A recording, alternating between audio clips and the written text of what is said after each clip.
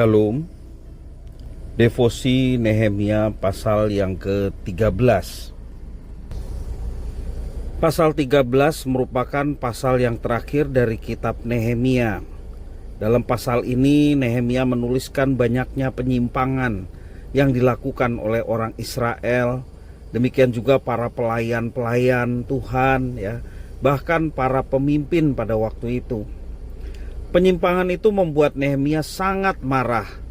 Kita bisa melihat di dalam ayat yang ke-8, ayat 21 dan juga 25, bagaimana Nehemia marah terhadap kondisi bangsa Israel pada saat itu.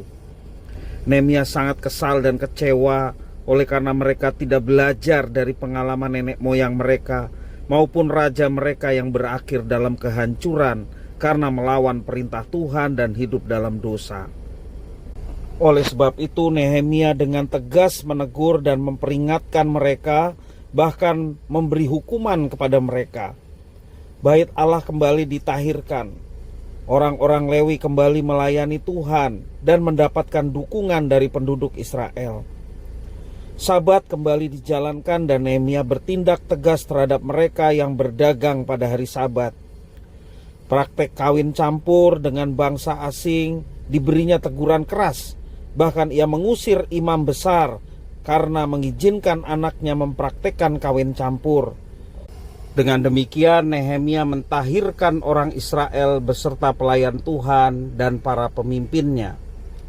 Setiap kali Nehemia melakukan tugas kepemimpinannya, ia selalu menutupnya dengan permohonan kepada Tuhan agar Tuhan mengingat segala jerih lelahnya.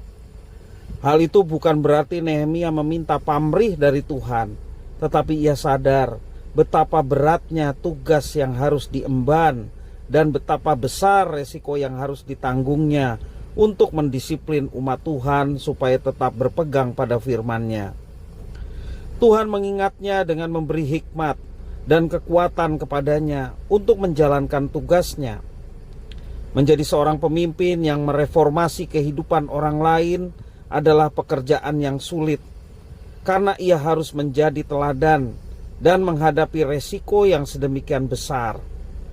Kadang hal itu berarti dibenci oleh mereka yang tidak mau berubah, disalahpahami, atau bahkan diperhadapkan pada ancaman.